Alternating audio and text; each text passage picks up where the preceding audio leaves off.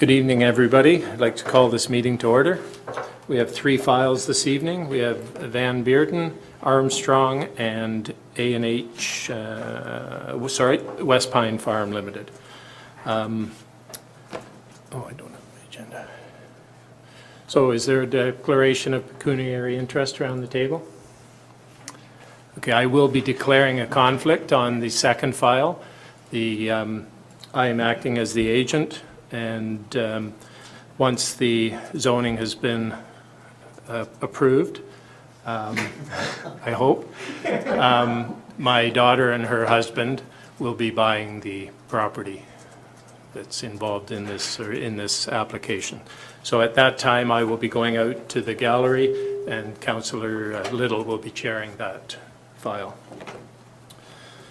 Okay. Okay, this public meeting was called under Section 34 of the Planning Act, RSO 1990, as amended, concerning 3 proposed zoning bylaw amendments to Bylaw 2004-50.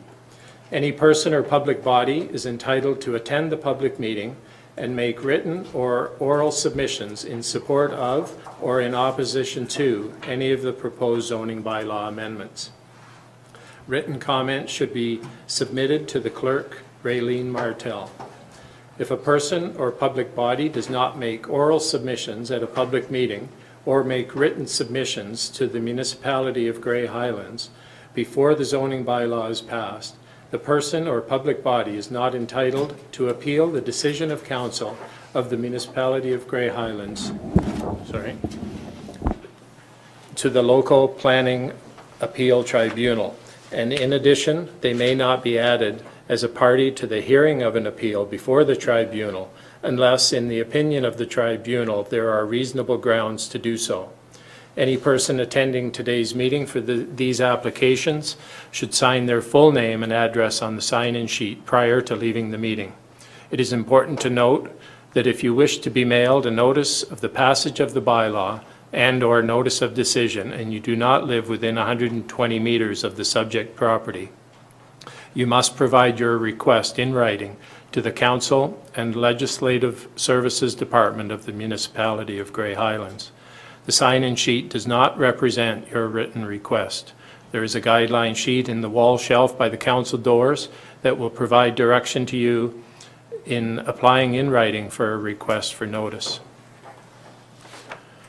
The first zoning bylaw amendment is file number Z07-2020, and the registered owner is John Van Beurden, and the location legal description is part lot 101, 102, Concession 1, SWTSR, GLENELG, as in R346175 Grey Highlands, and that is 150 Mark Street West.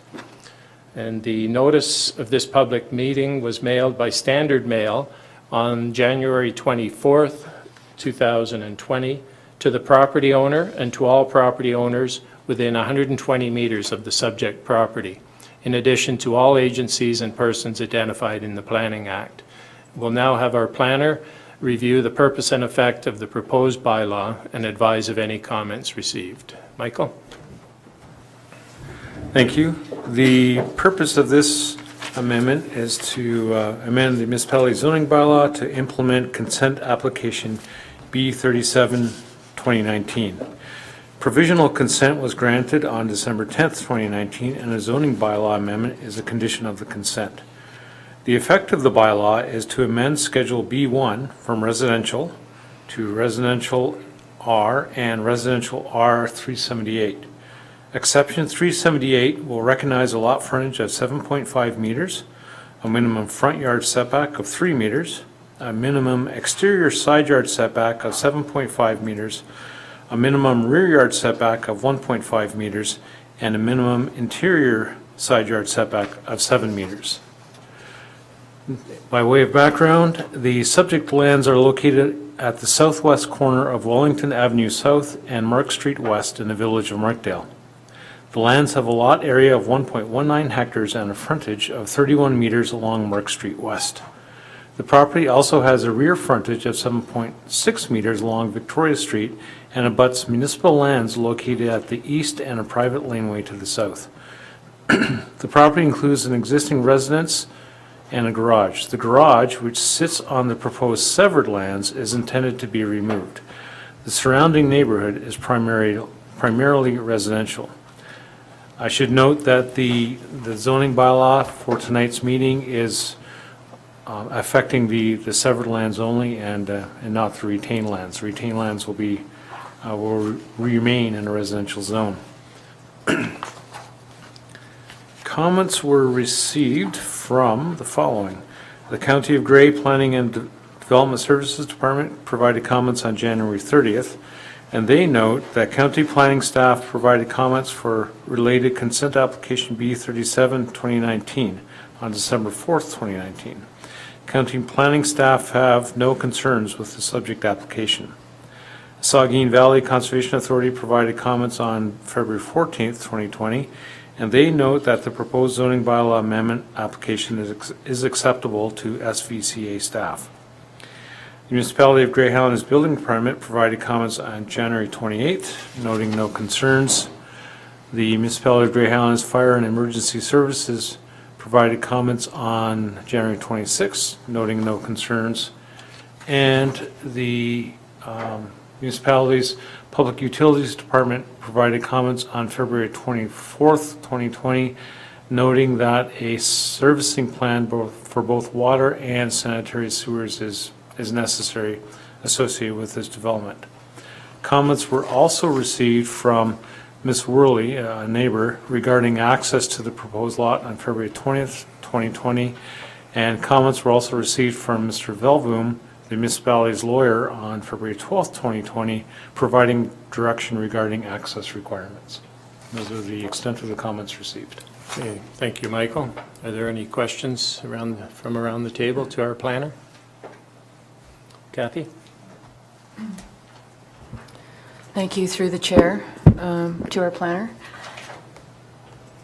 The exception recognizes a lot frontage of 7.5 meters. And in the description, it mentions other front yard setback, minimum exterior side yard setback. Are those compliant? Is it only the lot frontage of 7.5 meters that is the exception? Are the other setbacks compliant with the zoning bylaw? I was just confused the way it was described. Through Mr. Chair, the other setbacks, the minimum rear yard setback is typically larger than the 1.5 meters, so that's something that we've included. And the minimum interior side yard setback of 7 meters is usually a lot less for a residential zone, so these are all included in that exception. Sure. So additionally, it mentions that the property has a rear frontage of 7.6 meters along Victoria Street. Is that section of Victoria Street up to municipal standards? Is that section improved, or is that, does that in appearance look like the, the perceived laneway? Through Mr. Chair, that's actually a good question, because the way this lot is configured in relationship to the Victoria Street road allowance, there's actually some other additional municipal lands that fall between this lot and the true Victoria Street road allowance. And the width of those lands would be 7.6 meters. So if you're kind of picturing the lot, it's kind of, it extends back from the corner of Victoria to the west. So, and then it extends obviously south towards the remaining portion of the lot. But there's, right in that southeast corner, there's 7.6 meters that would align with Victoria Street. So that's that 7.6 meters that is being, as shown on the screen, that's where the frontage will be measured for this lot. And then we'll have to gain access through an easement or an agreement from that portion of that road out to Victoria Street, Armstrong Crescent interchange to that proper road allowance. Currently, that portion that is showing to be on Victoria Road, is that portion of Victoria Road improved now? Is it like a regular municipal road, or is it unimproved? Optically, it looks like it's part of the road allowance. There's paved, there's shoulders there, it's what have you. It's right in that kind of that sweeping curve of Victoria. And there's the Whirl laneway that comes up parallel with the subject lands. They end at that other municipally owned piece of property, and then there's the neighboring lands all have driveways entering onto Victoria Street. Okay, thank you. Any other questions for the planner? Okay. So if the applicant is here, and would you like to say anything else? If I could... Come on up and use the microphone, John, please. Thanks. Yes.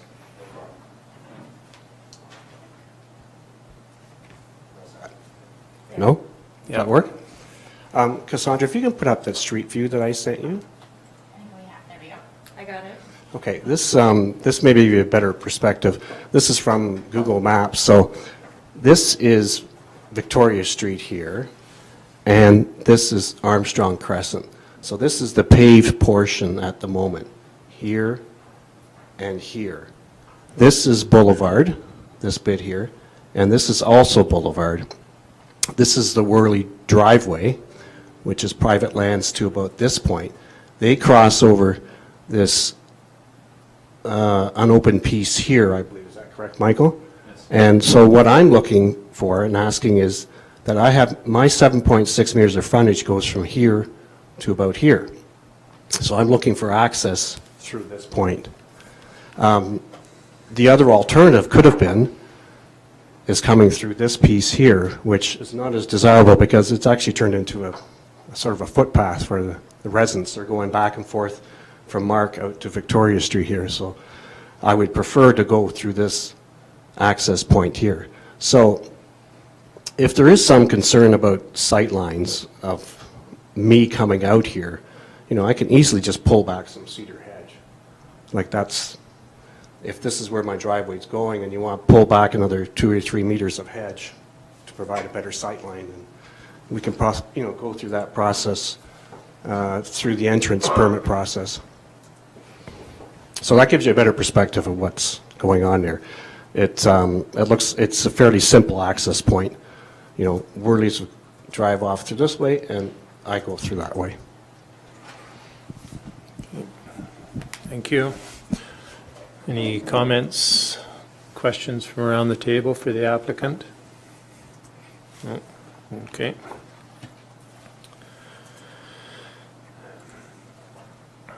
Is there anyone present who would like to make a submission in support of or opposition to this application? Anybody here wishing to support or oppose this application? Anybody here wishing to oppose or support this application? Okay. Any further questions? Tom? Through the chair of the planner, I wonder if you could comment on our lawyer's request that an easement be granted by the municipality on this.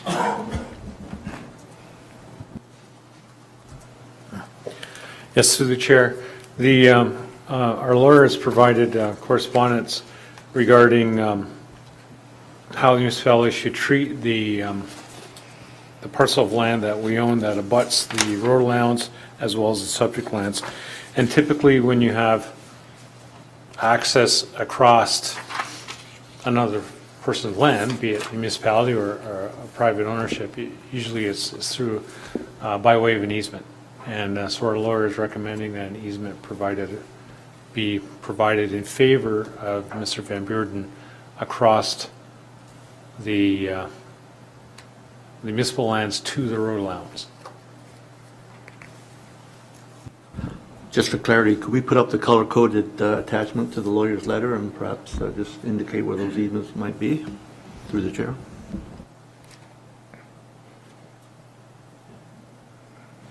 So if I may, the yellow and the pink and the green and the orange stripe actually are all part of additional lands owned by the municipality. It's part of the Lois Lane piece that connects Mark Street to Victoria Street. Mr. Van Beurden would have to have an easement in his favor going from his southeast corner, that 7.6 meters that we spoke of earlier, across the green and orange pieces of municipal land to actually get to the road allowance proper. And that is something that we can address through various means, either through a holding provision in zoning bylaw until it happens, or even just through the process of getting the larger consent approved. Okay. Anything else, Tom? No, that, the provision, I mean, explaining maybe having a holding provision on the bylaw until that easement was in place would answer my concern. Thank you. Okay. Any other questions? No? Okay. Kathy? Well, through the chair. Under section 2.5, just before comments received, it mentions that considerations for an easement or a private laneway can be captured as part of the agreement and entrance permit process with the municipality. And I just wondered if the transportation department had been circulated on this file and if they had any comments. Through you, Mr. Chair, the transportation department was circulated on the file. I did meet with Mrs. Worley, our Director of Transportation and Environmental Services, and the Mayor on looking at access provisions a few weeks ago. And so Mr. Lemon is aware. He just didn't provide formal comments on the zoning provision. Okay. Last time. Any questions? No? Okay, this file will go to the March 18th council meeting for further consideration. Okay, thank you. Okay, at this time, I'm going to step out of the chair and join the gallery, and Councillor Little will take the next file.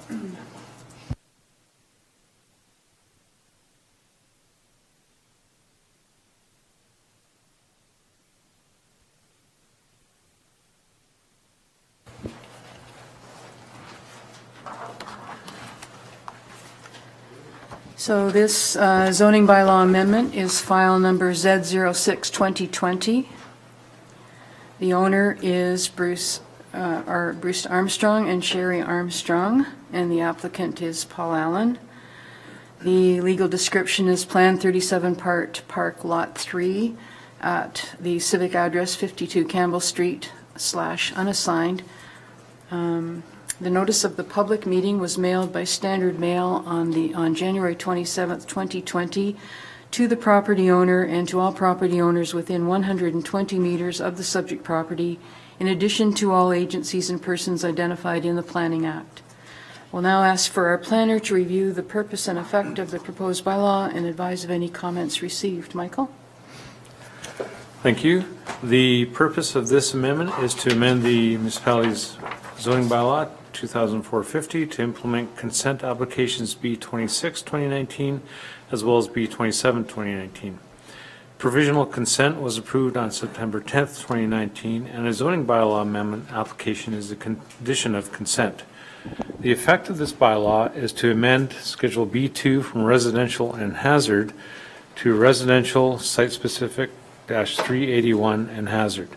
Exception 381 will recognize the building envelope and restrict all development on the subject property to the building envelope.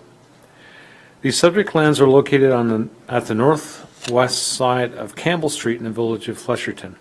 The subject lands are comprised of 4 separate parcels that on their own have very limited development potential given the size of the parcels and the natural features located on the subject lands. The surrounding neighborhood is primarily residential, but includes the McPhail Memorial Public School located on the opposite side of Campbell Street. In terms of comments provided, Comments were received from Grey County Planning and Development Services on January 30th, 2020. County planning staff have no concerns provided the favorable comments are received from the Conservation Authority. The Grey Sauble Conservation Authority provided comments on February 13th, 2020. The GSCA generally has no objections to the subject proposal as no development is currently being proposed. It is not anticipated to negatively impact any areas regulated on their regulation 15106, natural hazards and/or significant natural heritage features. The GSCA recommends that appropriate fencing, settlement controls be established along the northwestern portion of the envelopes, the building envelopes, to prevent any deleterious materials from entering the pond feature. That tree clearing shall not occur during breeding bird nesting season from April 1st to August 15th, and that tree clearing is restricted to the extent of the building envelopes. As portions of the proposed lots are within Ontario Regulation 15106, a permit from the GSCA may be required for development on either lot. The GSCA must be consulted prior to development on either property to confirm whether a GSCA permit will be required. Comments were received from the Municipality of Grey Highlands Building Department on January 28th, noting no concerns. The Municipality's Public Utilities Department provided comments on February 11th, noting that the only comment on this application at this time is there are municipal sanitary sewers up at the corner, and if there is a plan to create a few lots, the applicant should investigate the municipal sewer services. I should note that the applicant is investigating that and will be connecting to the municipal services. Municipality of Grey Highlands Fire and Emergency Services provided comments on January 27th, also noting no concerns. Thank you, Michael. Are there any questions or discussion from council at this time? I will now ask if the applicant or agent is present to please identify yourself by stating your name for the record. Would you like to make any representation on your application?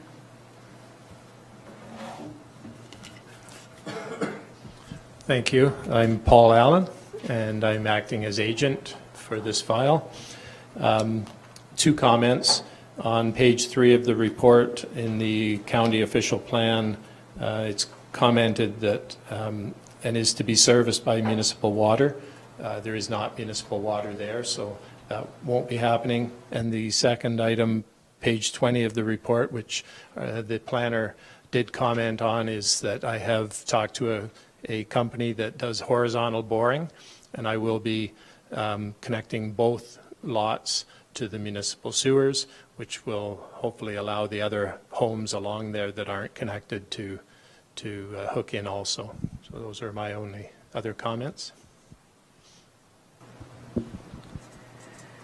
Any questions for the agent? Could you, Madam Clerk, just bring up the map showing the location of the two lots?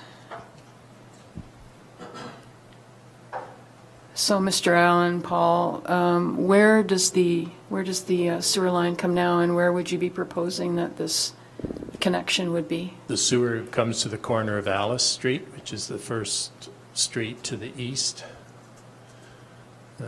east and to the north. Yes, right there. So it's about, I believe, 450 feet to the first lot. And I will be installing grinder pumps, which can lift 130 feet and pump thousands of feet. So both lots will be connected. Thank you for that.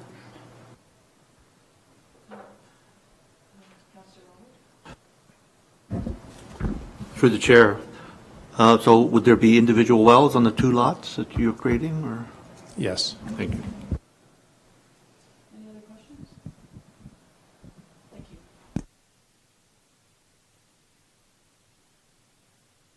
Of or opposition to this application?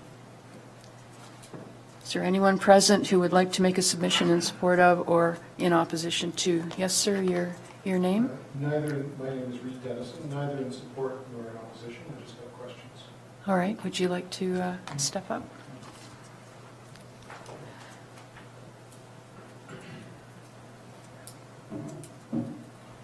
Again, my name is Reed Dennison. I live on L Street.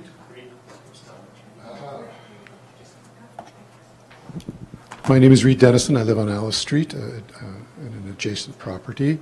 My question about what can happen outside of the building envelope has been answered, but I'll just restate it.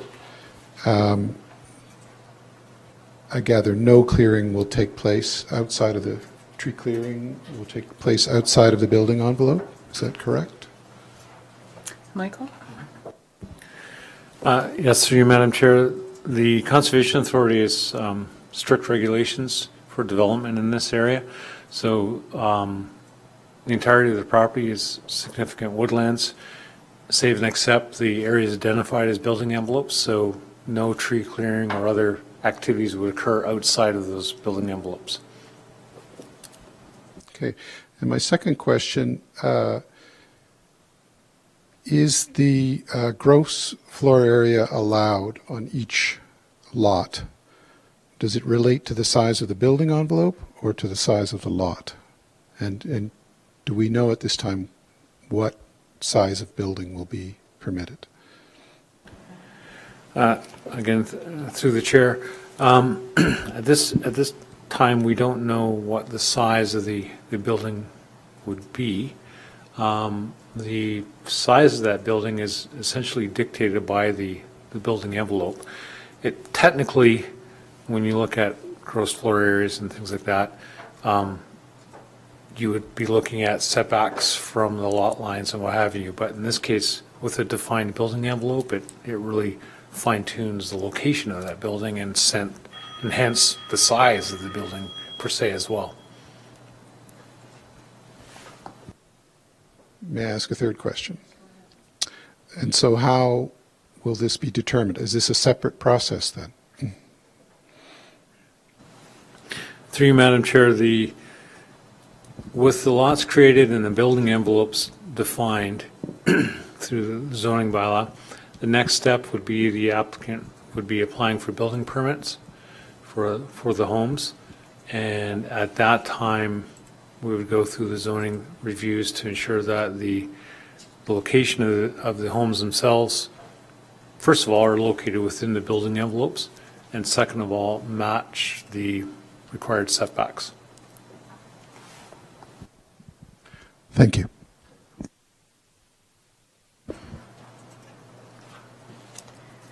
Is there anyone else either in support or objecting to this proposal? Are there any questions or further discussion from members of council? Yeah. I could respond to Reed's question. I think he was maybe asking what lot coverage as opposed to the size of the, well, it's the same thing, but lot coverage, I believe, would be 20% of a residential lot, and the lot itself is, I forget now, but it's over 4,000 square meters. So 20%, I could have 800 square meters, and it is based on lot, not the building envelope. It can't go outside of the building envelope, but it's based on the size of the property. And I have submitted a building permit application, and the house is 1,850 square feet.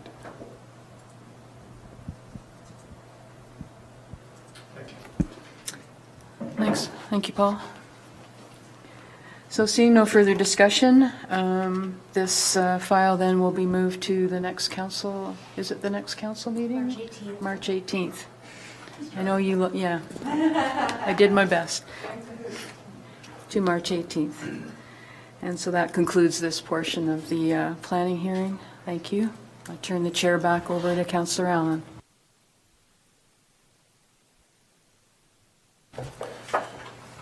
Thank you, Councillor Little.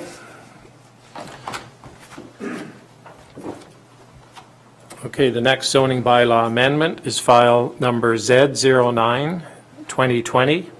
The owner is West Pine Farm Limited, and the location of the property is Lot 23 and 24, Concession 2, NDR Osprey, Part Lot 23 and 24, Concession 1, NDR Osprey, as in R369109, TW R369109, ST, interest in R369109, Grey Highlands.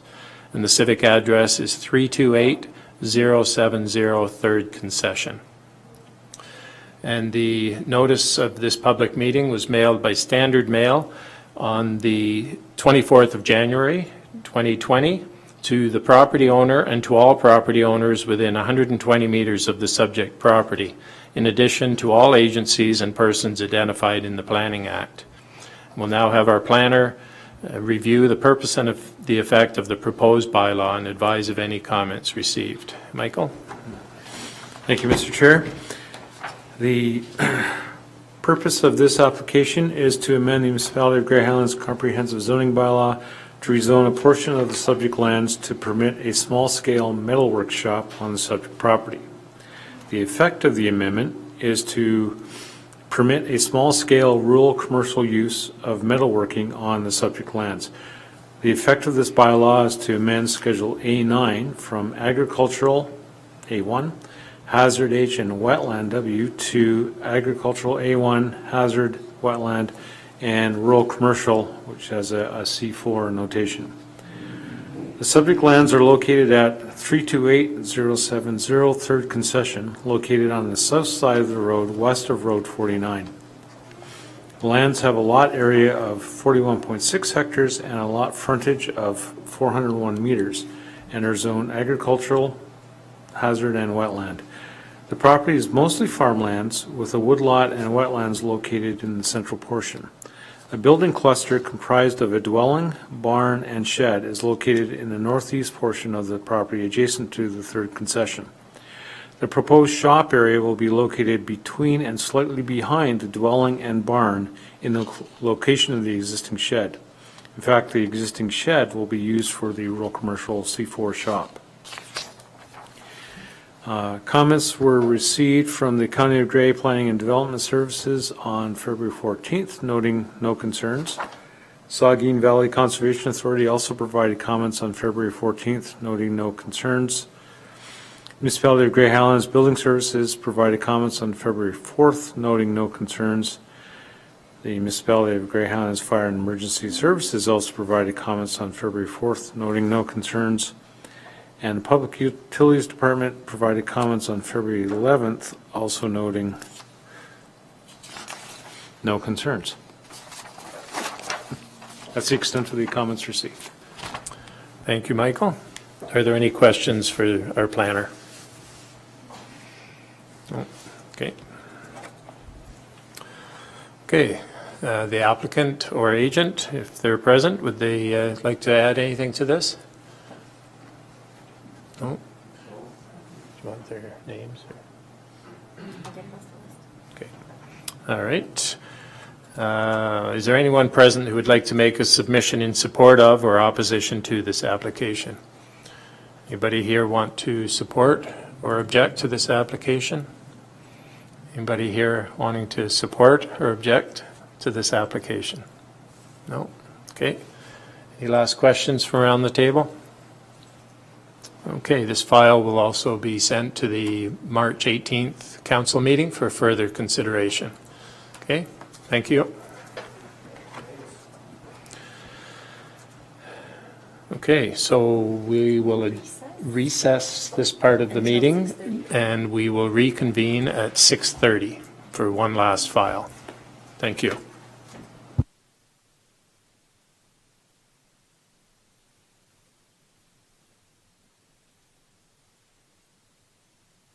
We are being recorded, and it is available on YouTube and through the municipal website through the agenda.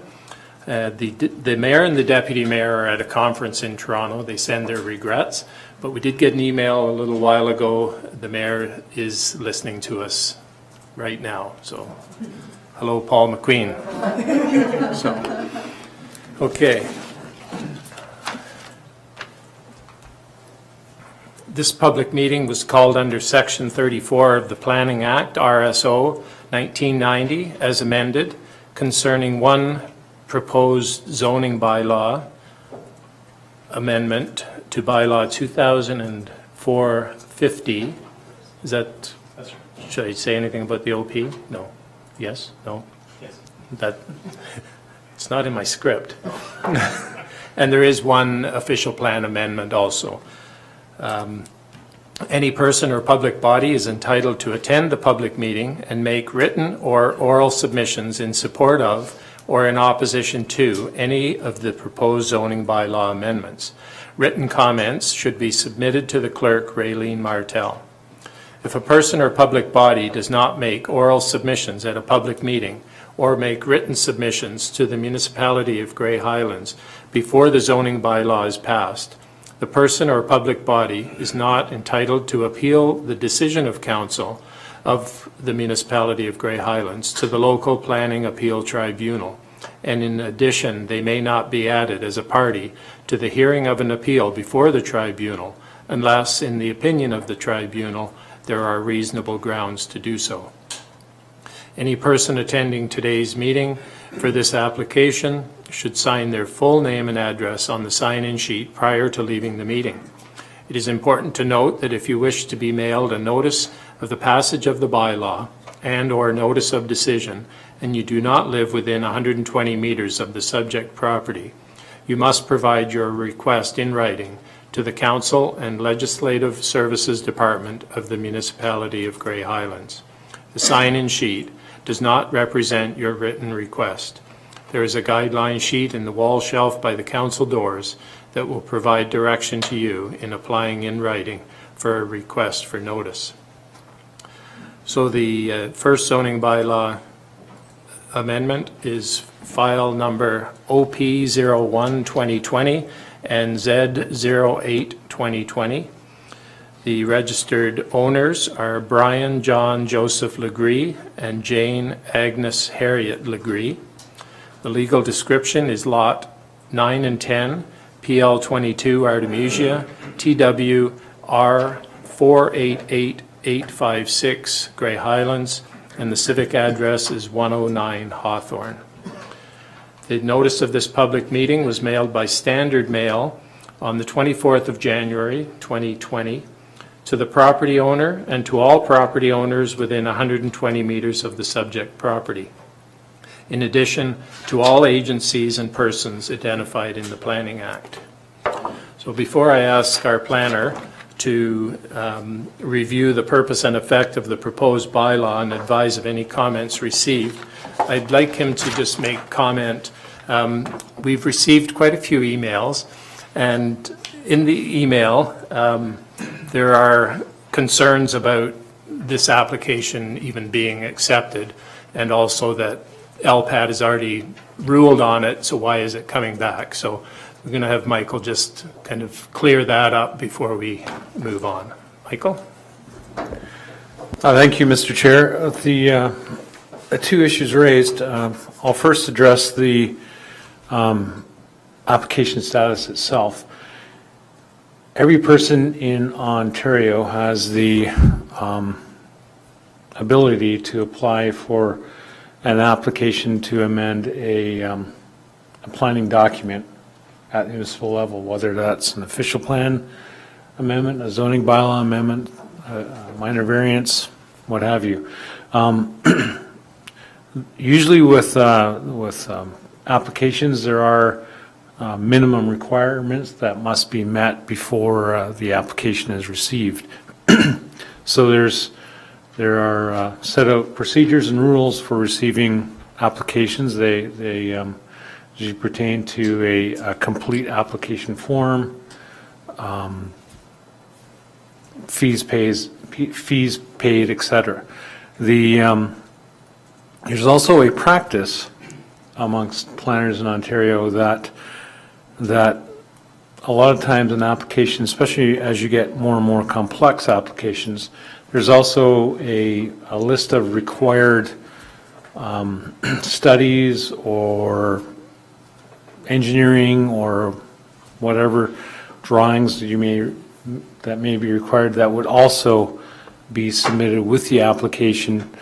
And then once all that additional information is submitted complete, the application is then deemed complete. In this case, the applicants chose the former route of applying, just bringing in the applications, paying the requisite fees, and then proceeding to a public planning hearing prior to investigating the need for any additional studies. The reasoning behind that was to get what comments would be coming in so they would know what additional studies would be required. In terms of where this goes from the history of it appearing before the local planning appeal tribunal, just by way of background, I'll touch on this again, but the zoning amendment application requesting recognition of the original campground use was previously submitted by the landowners. That application was not supported by the municipality and was also not supported by the Ontario Municipal Board, now called the Local Planning Appeal Tribunal, through an appeal of the municipal decision. The reasons for the decision at the appeal of not being supported were, first of all, the original zoning amendment application did not comply with the official plan because at the time the official plan was silent on the use of campgrounds in the municipality. The second reasons for the appeal were a lack of the complexity of additional studies that were supposed to have been brought forward with the zoning amendment. Things such as an environmental impact study, a lake capacity study, servicing studies, and what have you. So on that basis, the hearing officer at the Ontario Municipal Board, now LPAT,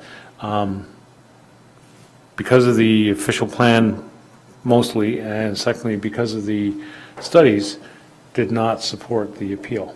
So now the applicants have come forward with both an official plan amendment and a zoning bylaw amendment in an effort to address the shortcomings in the original applications. Thank you, Michael. So if you can go on to the purpose and effect and advise of any comments received. Thank you, Mr. Chair. The proposal in this case is to amend both the municipality's official plan and zoning bylaw to facilitate the use of the subject lands as a campground.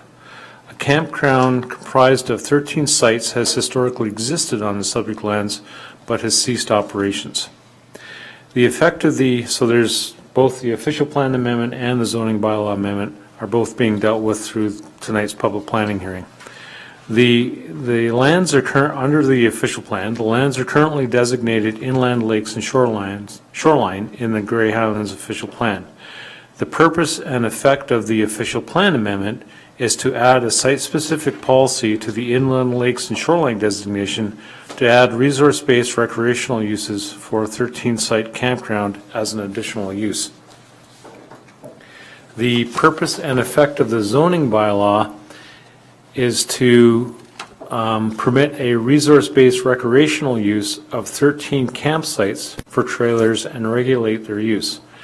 The effect of this bylaw is to amend Schedule E1 from open space and residential shoreline to a site-specific open space exception 380.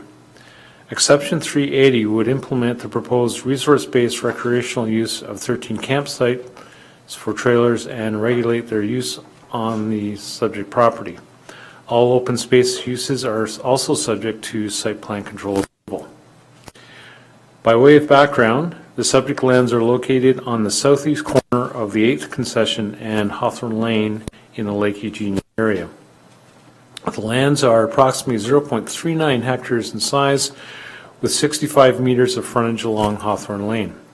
The site is mostly vacant and edged with a cedar hedge. A small cottage exists on an extension of the parcel in the southwest corner. This land area associated with, these lands are associated with neighboring lands to the west, also owned by the same family.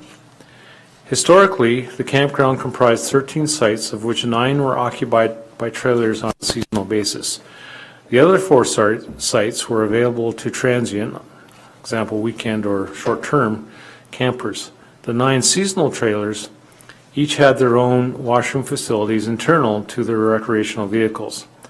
Campers utilizing the 4 transient sites used the portable toilet that was brought onto the property at the beginning of every season, and also had access to the washroom facilities located on the owner's cabin park to the west. The cabin on the subject property has its own private septic system.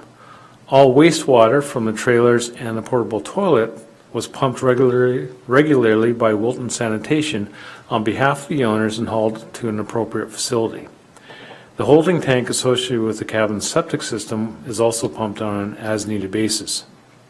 Potable water was supplied to the campsites and the cabin from a well located on the adjacent cabin park property. Parking was provided on each individual site, and a gravel parking lot was also available for visitors. The inland lakes and shoreline designation does not recognize resource-based recreational activities as a permitted use. And as such, this designation will need to be amended to recognize camping as a permitted use. The open space zoning will also be amended to recognize camping as a permitted use. Lands presently occupied by the cottages on the west side of Hawthorne Lane will not be amended by these amendments.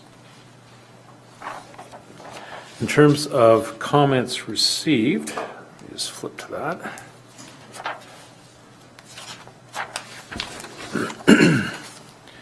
Excuse me. Comments were received by the County of Grey Planning and Development Services Department on February 20th, 2020. Their comments read that in part, that the subject property was the focus of a LPAT hearing, Local Planning Appeal Tribunal hearing, on October 1st, 2018. The tribunal member rejected the property owner's zoning bylaw amendment, Z16-2017, as the LPAT found that proposed zoning change did not meet municipal official plan policies. Further, the tribunal member also found that the necessary environmental studies required for the proposed development, such as environmental impact study, lake capacity study, and earth science area of natural and scientific interest, an ANSI study, had also not been completed. County policies require the applicant to complete these assessments to ensure the above-noted natural heritage features will not be harmed by the proposed development. Until such a time as these studies have been completed and provided to the Conservation Authority and the county for review, county staff are not satisfied that the proposed development will not negatively impact the surrounding environmental features. County planning staff recommend deferral of the subject zoning bylaw and official plan amendment, as the applicant has not provided the adequate studies and justification required to address the impacts to the natural heritage features and feasibility of the proposed servicing. Grey Salvo Conservation Authority also provided comments on February 14th, and they note that we recommend that decisions in this matter be deferred until the requisite studies are completed for review as per the Local Planning Appeal Tribunal decision PL 180-142. The Municipality of Grey Highlands Building Division also provided comments on February 14th, noting no concerns. The Municipality of Grey Highlands Fire and Emergency Services Department provided comments on January 26th, also noting no concerns. And the Municipality of Grey Highlands Public Utilities Department provided comments on January 26th, noting no concerns. I should also note that over 100 comments were also received from numerous residents and business owners regarding the subject lands. These comments were received, so at the time of the authoring of this initial public planning hearing report, that number also rose to over 185 comments as of last Friday when the agenda was published. These comments, numerous in nature, are both in support and opposition to the applications and included form letters with multiple signatures, a petition, form letters with single signatures, and individual comments. I should also note that normally public comments received would be read out at a hearing like tonight, but given the fact that we now have 185 comments and that number continues to grow, it would not be prudent for me to read all of those comments tonight because we would still be here tomorrow night. So to address that, a further report will be prepared for council, scheduled for mid-March or early April. And that report will provide a complete copy of all comments received and a matrix of the nature of all those comments received, including any comments received both verbally and written comment at tonight's hearing. That report will also provide staff recommendations to council regarding the proposed amendments. That's the extent of the comment section. Thank you, Michael. Are there any questions from around the table for the planner? None at this time? Okay. Oh, sorry, Jayne. Through the chair to the planner, part of the application request and part of the previous LPAT hearing are on the proposal taking away of the waste to have it pumped out by the licensed provider.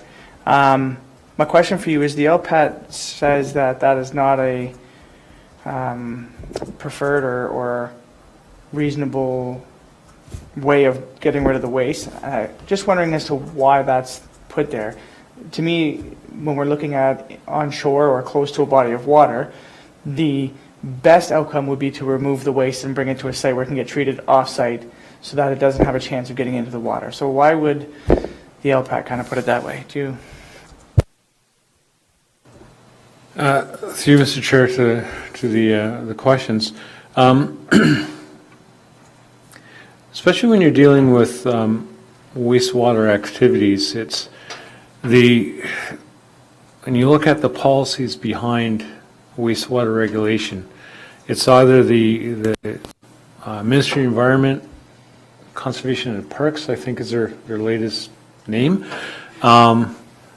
for any large facilities, and or they've delegated some responsibilities down to local building officials for septic systems and what have you. Although one would think that removing the waste, getting it off-site and away from a sensitive receptor by a lake would be the preferred method. That seems to make some sense. But the ministry in particular has broader mandates that they need to look at. And in terms of, they always have to look at a fallback situation. So what would happen if, for whatever reason, the waste could not be trucked away? What's plan B, essentially? And from my reading of the LPAT and in discussing the LPAT decision and kind of discussing the matter with county staff and what have you, that seemed to be the reasoning behind it, is that there wasn't that additional study taken to say, well, okay, it could be trucked away. If it doesn't get trucked away, what do we do with it then? So I think that's why the LPAT hearing went the way it did.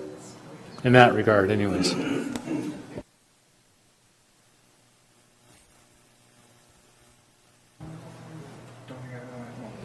Okay, any other questions? Okay. Okay, would the applicant like to make any presentation at this time? I'll wait. This is your time, though.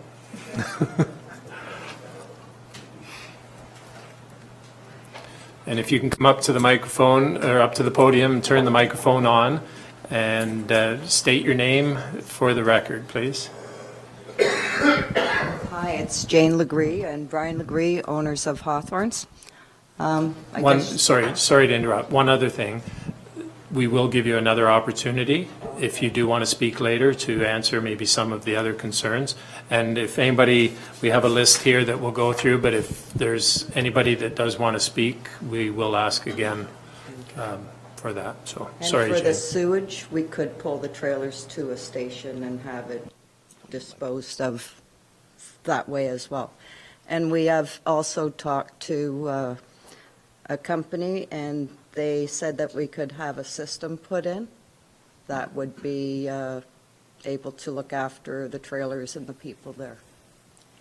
So, but it's been a long road, and you've all been here for it. And I hope you take into consideration the amount of people that want our campground back, because it's been there since the 1930s that we've heard of. And we've heard a lot of people's remarks, memories, and we just want to continue it. And there's no place for people to stay.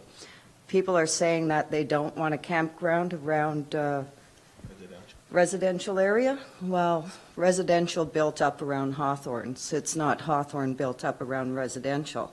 When Brian and I bought it, it was in dire need of being picked back up, and that's what we did. And I guess it ruffled a lot of feathers, because now there was people really enjoying it. So that's all we want, is just our place back. Also, we are helping the community with this tourism money, I guess you'd say, coming into the community, which is well needed in this town of Flusherton, Eugenia, even Markdale, because we've had a lot of people come from our places that have spent thousands of dollars just in Eugenia itself, never mind Markdale, whatever little stores are out there. There's a lot of stores right now that are closed right now, and, they need this. So just for the tourism dollar, this is where it benefits. Thank you. Thank you.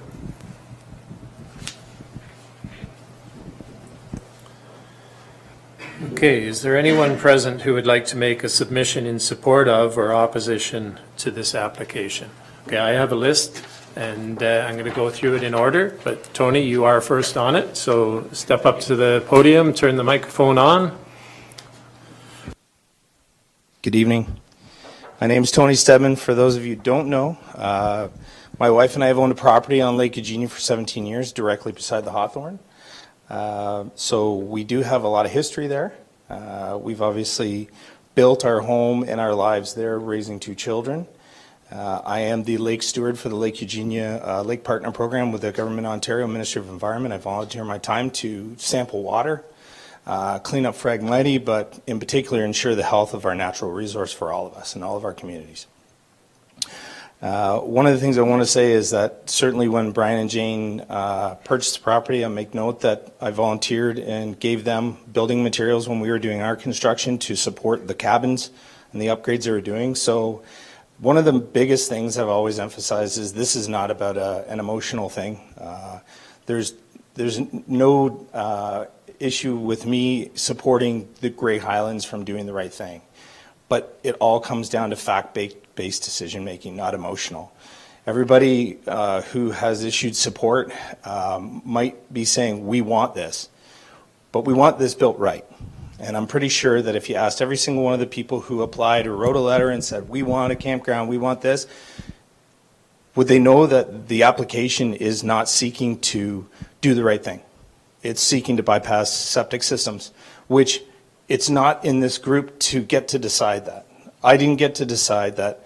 My wife and I spent $20,000 in a brand new septic system when we provided information that We had a perfectly good 1,200 liter septic system, but we followed the Ontario Building Code and we respected the decision of our governing bodies that said we moved it within a certain proximity of the weeping bed. And that's the Ontario Building Code. So to your point, the Ontario Building Code states what is to be done in terms of safety. The Ontario Building Code is put in place to protect all of us. So you can't put it in the hands of the individuals. Sometimes they might make a bad decision. We know that the Ministry of Environment intervened at one point when one of the patrons was dumping grey water directly to the ground. We know that the drinking water surface area by the Government of Ontario lists that our street, Peters Crescent, is the highest risk water aquifers rating that you can get in Ontario for tainting water. So that's why you need a proper septic. We know that Mr. Benner was brought into this municipality to bring a level of professionalism and expertise to write a bylaw that was never here for trailer parks. And I'm reading it, and we did this in the fourth quarter of last year. A minimum size requirement, not 10% of the minimum size requirement, would be put in place, not just to say how many sites you can have, but how it can be properly capacitized with facilities. Electricity, running water, not from garden hoses, that was there before. Running water so the health unit doesn't have to have sick people. Electricity so we don't have fires. Egress and ingress so EMS can get a fire truck in and save someone's life. Proper setbacks. All of these things were talked about before. So the very first application can't submit to be approved for 10% of the actual required what Grey Highlands put in place to do things properly. And I think that's a request. I mean, I've never said I don't want it. I mean, I look and say, what is my opinion, yes or no? I say, do things properly. I know my wife and I spent the money to do things properly, to ask requests, to either do a variance or get the septic and all these different things that are required to follow the rules. And we know that the LPAT, lawyers that this municipality hired, consulting planners that this municipality hired, and also other people, they all got it involved. Lawyers said this can't be done because of this. Let's look to see that it's upheld for the reasons of code. This Ontario government has a PPS in place that says this is why this shouldn't happen.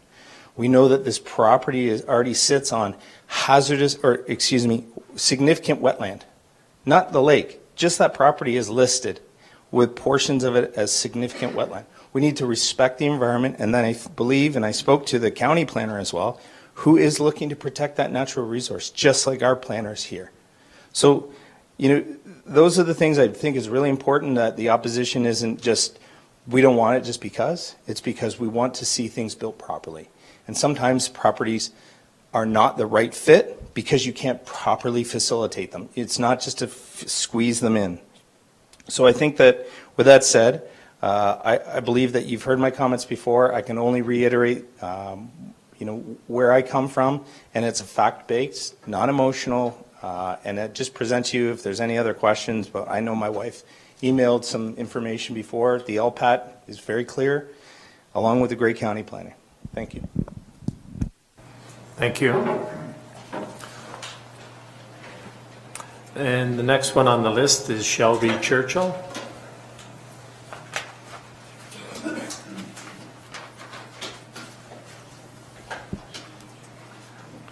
I think also when you grab the mic down there and turn it on, and then maybe just leave it on and put it on top of the podium, and then it's ready for the next person. Yeah. Okay? And hold it nice and close. Okay, my name is Shelby Churchill. So good evening, councillors and all those present. I am here to speak to all those who will make a vote on this application to seriously consider allowing Hawthorne's Campground to operate under the camping bylaw the municipality has laid out. The Legrees have begged and pleaded to be allowed to operate a business, one that would benefit the community and invite tourism into our area, and frankly have been hit hard with bitterness and harassment from a small handful of previously elected and non-elected community members. The financial and emotional expenses those involved have experienced have been minor in comparison to what the Legrees have experienced. They have personally spent tens of thousands of dollars fighting a battle to continue to operate their business. The fact that the municipality and county has not tried to actually work with the Legrees based on the economical aspect of the tourism in the area and a desperate need for accommodations is quite frustrating. It's also very frustrating that a small handful of people who have relocated to the community can sway previous decisions on this subject so much when hundreds of locals who were born and raised here have sent emails and letters in time and time again in support of Hawthorns and have had no voice. I understand that the matter was dealt with and closed by the OMB as a rejection. However, based on the subject of the old bylaw, and council has since made steps to include a camping bylaw in their plan. So I don't think at this point this should be taken into consideration since it holds no validation to the current situation at hand. Hawthorns Campground was purchased under the premise that it could be operated as such in 2012, as the previous owner had been in operation since 2004, which then dates off and on back to the 1950s and beyond, possibly to the 1930s, when it first opened and operated as a campground. Despite the property being a residential area now and being located there, when the property was initially purchased in the 50s or possibly before then, it was purchased as to be operated as a campground. This was not a residential area at this time. They do not tolerate loud parties or young people who do not respect the property. The campground is a family-oriented campground, and the Legrees are very respectful people, which is why so many locals in the community stand behind them. Neighbors walk by constantly monitoring Hawthorn's activity. The facility has running water and a septic system that the Legrees have spent tens of thousands of dollars ensuring has had no environmental impact to the surrounding area. Wilton's is on site regularly, and the fact that neighbors spread information to the community is actually quite disturbing. The Legrees have had testing on the lake water their property occupies, which has had the result of bacteria levels below the regulated standard. I have the paperwork right here. It is from Gray Bruce Health Unit. I understand that there is some tests that need to be required and are required by the ministry and county to assure the lake and surrounding area will not be affected and have a negative environmental impact. However, the Legrees have chosen to wait for this testing until after decision is made on the application before continuing to spend thousands of dollars and possibly have no business at the end of it all. I am asking councilors to please seriously consider allowing Hawthorns to open and operate as a campground with trailers, or at least work with them to make a plan that will work for all of those involved and serve the community as a whole, not just a few who have moved up here to the area and want to change the way things have always been. Thank you very much for your time. Thank you, Shelby. And the next person is L. Booth. Sorry, what is your first name, please? First name is Larry. Larry Booth. Larry Booth. Thank you. This is still on. Is it on? Yes. Okay. Yeah, my wife and I moved up here, it's going to be 15 years this coming October. We've known the Legrees for the last 5 years. We became quite good friends, and they're very hard-working people. They look after their property. They look after their family. They've done a real nice job there. They've been building, doing a lot of work on their cabins. Magnificent jobs. Some of the guys in here were working on them.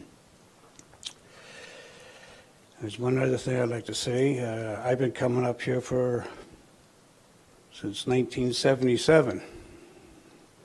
And I fell in love with this area way back then. And I retired up here. My wife and I are very happy with this area. It's just that when we have friends coming up, they always ask, is there a place we can go camping? I said, yeah, my backyard. So they camp in my backyard. I think one of the problems that you guys don't look at is all the big boats that go on that lake. They've got to be polluting that lake. There's no way all that oil and gas floating around on the top of the lake isn't going to harm it. And who knows what they do with their... I think the boats, that's another topic. We're here to talk about campgrounds. Okay, well, yeah, but everybody's talking about ruining the water. Yes. I think maybe you should look into the boat situation. Okay? That's all I have to say. Thank you very much. Thank you, Larry.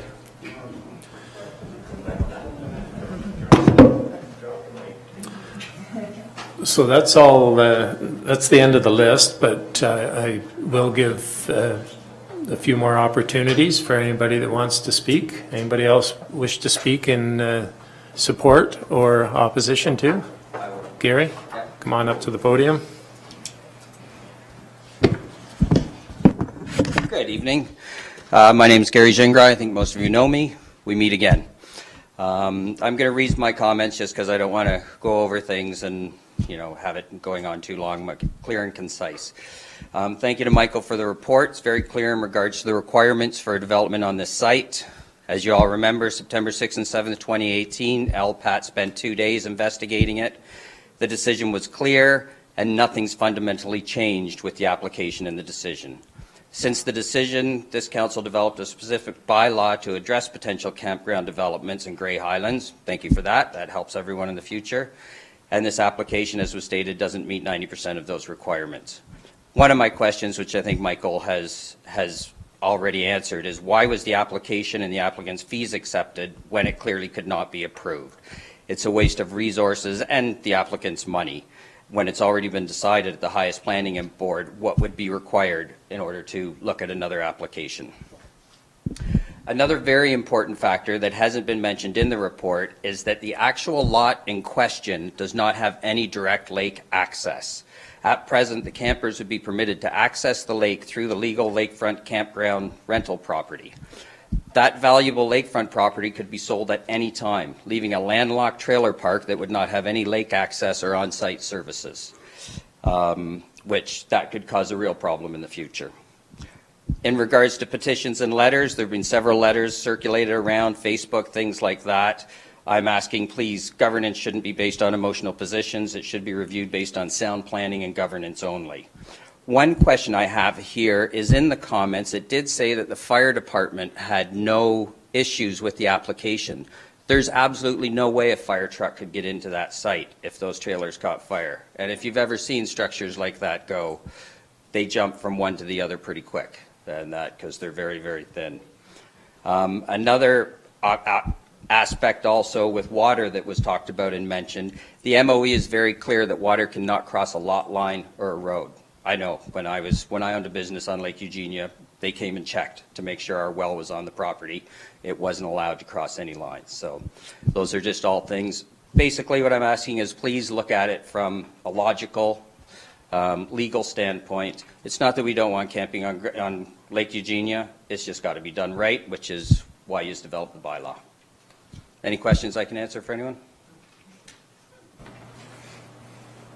Thank you.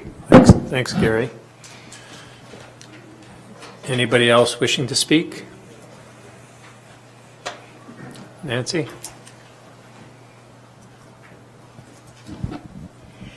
My name is Nancy Matthews, and I know that council is acquainted and the planner is acquainted with the document that I sent in. Just to clarify something, I've been on the lake for 40 years. I'm not a newcomer from the city. I've been here for 40 years. I've lived here permanently for almost 20 of that. And yes, Hawthorne's has always been here. Used to take my kids over by boat to get popsicles and worms. It's just, the only issue is that very small lot which cannot properly be serviced. I share the concern of the immediate neighbors, so do all our cottagers, with the fact that it's not even 1 acre, let alone the 5 that's required by a camping bylaw. And the big thing I really want to point out is our concern, and I've been with the Cottage Association for close to that 40 years, we pulled frag, we pulled loose strife. We constantly are campaigning with cottagers. The major impact that causes blue-green algae is people. And the more people you have, the greater the danger. And yes, you can stand up and say, Danny, are you listening? Climate change is a factor. But if climate change is causing a greater danger of blue-green algae from the impact of people and phosphates and all of their activities, then people need to be more vigilant. The Inland Lakes and Shorelines guidelines that were passed 20 years ago, because I worked with the planner for those really those are to safeguard the entire lake. everybody. And this lake is a recreational asset. There are lakes in the United States that have been allowed to really overdevelop, too much human impact. They have toxic algae. You can no longer swim. You can no longer boat. Pets are dying. It's proven. I can send you an article from New York State last summer. We don't want that to happen to Lake Eugenia. And Lake Eugenia is what they call a eutrophic lake. It's shallow and it is really subject to those kind of dangers. So I know we're being made out to be the bad guys, selfish people from the city that came up here and changed everything. There's been a lot more people up here now, and we need to be careful that the increased impact, if the impact gets too high, the lake will die. And everybody will lose a wonderful asset for this area. Thank you, Nancy. Tony, you want to speak again? Just to add to a couple points. During the LPAT, in which I had the pleasure of taking 2 days off work to attend, not only was it enlightening, but the applicant's lawyer stated that this wasn't about the history of a campground. Grey Highlands' own aerial photography shows that it wasn't there. But I say again, their own lawyer stood up and said to the judge presiding over the LPAT, this isn't about the history, this isn't about emotional. It's not that it was there or wasn't there. It was there that it was set up and shut down. But, commenting about, history of people, and this isn't about people and who came here first. We've been here for almost 20 years, and the people that I helped with the cabins and donating things came in 2012. I've never had any issue with the fact that they came in 2012. This is just about an application based on the merits of Ontario planning, local planning, and the Ontario Building Code. And that's it. Okay, thank you. Anybody else wish to speak? Yes, sir. You could. Is this thing on? Hi, my name's Andrew Brown, and I've lived in the area for 35 years. I own 2 houses now in Grey Highlands, and so in the 35 years that I've lived here, I've been closely associated with Hawthorne's campground. 3 owners ago, Michelle Levesque is a very good friend of our family's, and she actually moved to the area and bought the Hawthornes from knowing us and having come to visit us, and she fell in love with the area, as everybody does up here. And so I was aware back then of her running the Hawthorne's cottages and cabins, and she had campground at that time as well. And she sold the business and moved, and then people owned it before Brian and Jayne, and they had camping there as well. So I'm aware from being here 35 years that there has been camping on the land, and I've been very closely associated with them. In fact, the camping's been there longer than some of the houses in the area. And just to speak to a few points that people mentioned today. So there's talk about the septic and having the trailers pumped, and not sure I understand the idea of what would happen if we couldn't have the trailers pumped, because that doesn't really make sense to me. Wilton's or someone would always be willing to come and pump the trailers. But even if for some reason there's no one willing to do that, they are trailers and they're mobile, and trailers always go to pumping stations and empty out with people that travel with them. So I don't see that as being an issue at all. There's been some talk about people worried about the water and the hydro. Well, Michael here mentioned that the utilities had no problem with the application, and so I don't see how that's an issue. Also, people have mentioned that the fire department says that a fire truck can't get down there. Well, if a fire truck can't get to that land with quite a large driveway to turn into, then it also can't get to the other houses that are further down the road, and obviously it can. Also, Michael mentioned that the fire department had no trouble with the application.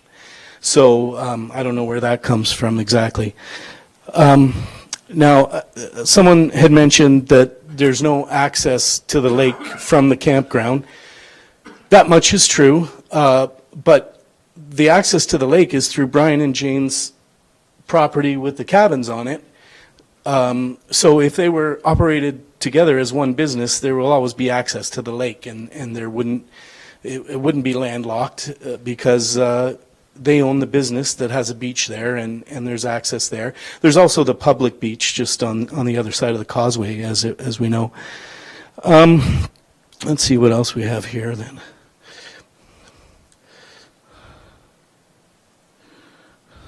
Yeah, there's talk about it being a wetland.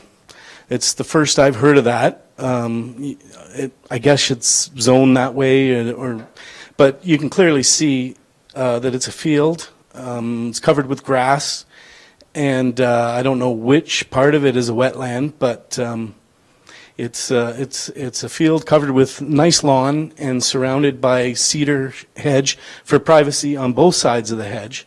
So you know, I don't see it as a wetland, but you know, maybe it's classed that way or something, but I don't understand that personally. When the application for a bylaw for camping was put in, I wrote a letter, you know, that stated obviously about business to the area and how it helps all the smaller businesses stay alive, the more people that we have come through. And Cedars is a great addition, and Hawthorns is a great addition, and the camping would just be another small addition to that. And everybody here is talking as if it's a change. But as I said, I've been here for 35 years. There's been camping on that lot the whole time I've been here. I know 100% because I'm good friends with Michelle Levesque, who owned the property 3 owners ago.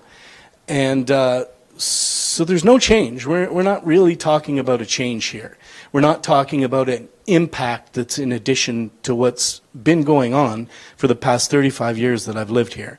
So I'm a big environmentalist. I owned an environmentally slanted store in Collingwood for many years, and I've been huge on the environment my whole life. I planted many trees. I've been tree planting in college and all that, thousands and thousands of trees, and I've always been a fan of the environment. I wouldn't want anything to hurt the environment, but again, I don't see any changes to what's been going on for 35 years.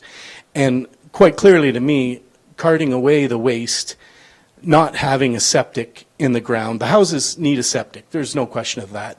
So, you know, but carting the waste away from the lake is a better alternative than putting it into the ground nearby. Also, there's been talk about the building code. I don't think the building code has anything to do with this. We're talking about a piece of land to offer camping, and the building code is kind of a red herring on all of this because there's no building to be done.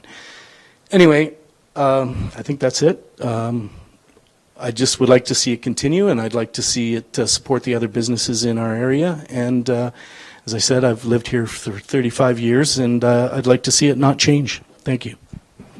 Thank you, Andrew. Anybody else wish to speak? Anybody else? Okay. Excuse me. Any last comments or questions from around the table? No? Okay.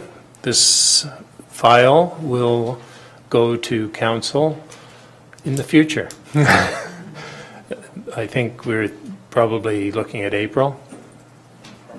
Okay, just watch the council agendas for notification of that. Okay, I declare this meeting adjourned at 7:20. Thank you very much for coming.